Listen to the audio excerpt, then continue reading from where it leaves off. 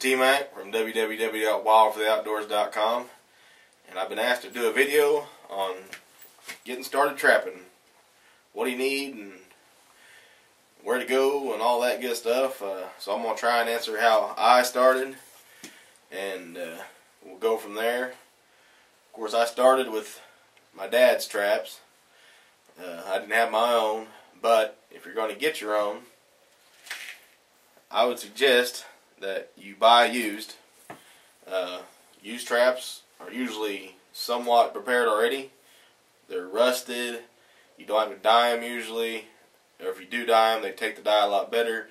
If you want a brand new, you get a brand new trap. You got to leave it out in the rain, let it get some rust on it, then dye it. So this is a Duke 1.5. It's big enough to hold any animal you're going to be trapping, period. Some people say they can't, but this year, this Duke 1.5, I've seen it catch possum, mink, coon, coyote, and in the past I've seen a fox, bobcat. This 1.5 is, to me, the perfect all-around trap. So, get you a dozen of these. It's around, well, it might be a little more now, but $60 with shipping and handling. You can have a dozen Duke 1.5s. Where legal? These are not legal in Oklahoma. This is a 110 body grip. Now, if it's legal, and you got to check your regulations, some of the places it's only legal in water, and just check your regulations. This is a body grip trap, is what they're called. And these are a little harder to set. If you're a young person, you might be handling one of these, but I wouldn't get any of the bigger ones. They come in 220 and 330, and plus other sizes that other brands make them in different sizes. But this is just the 110. It's pretty small, easy to set, and it will get you though. You gotta be careful. These are good, especially good for water trapping, muskrat and so forth. But I'll tell you what, that's a good trap to have where legal. Oklahoma, they're not legal.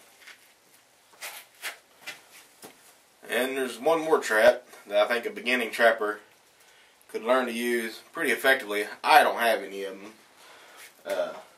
They're not legal in Oklahoma, once again. Kind of stupid law, but snares. Snares are some of the fastest, easiest way to catch fur. And there's no limit to where you can put them things if you really, try.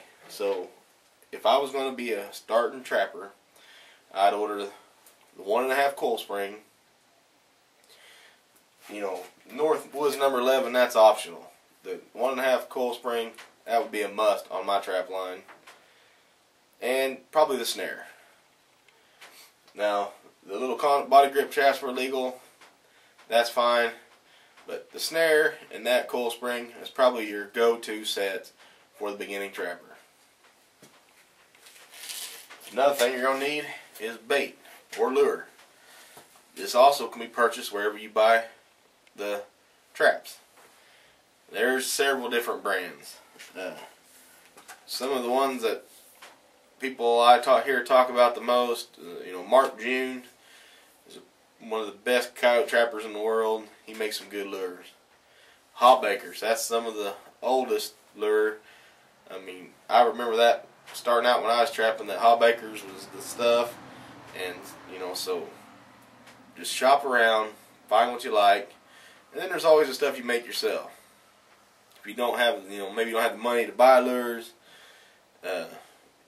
you can have bait, A lot of bait that I started out using wasn't bait you bought as far as trapping supply store.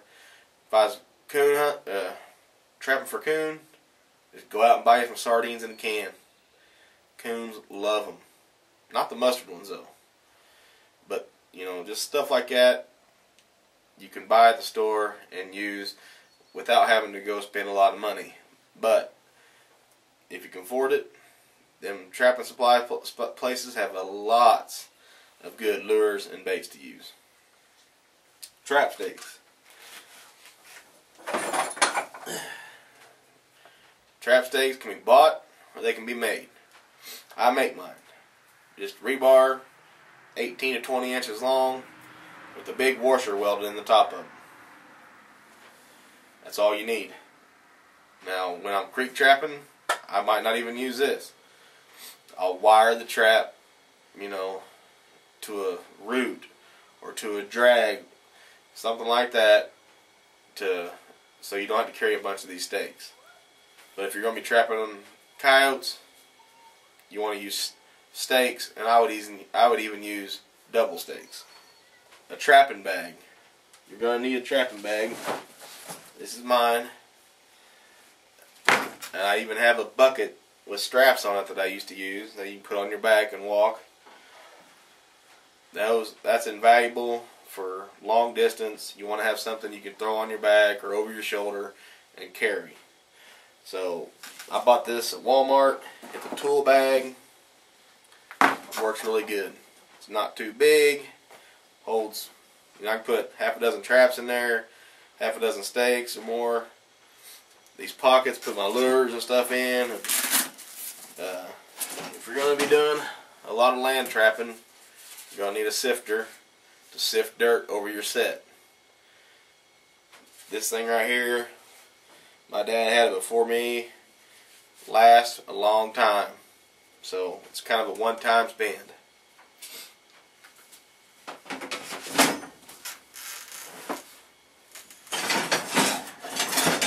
You're going to need a digging tool. This is what I use. It's an old army shovel. Folds up nice and compact.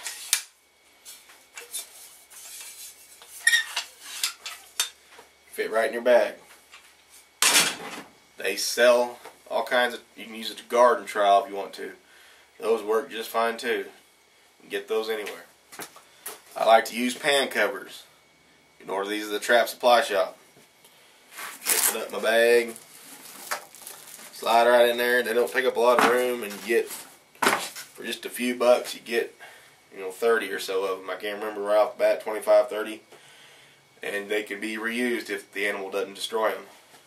And with those items right there, you can go out and successfully do your trap.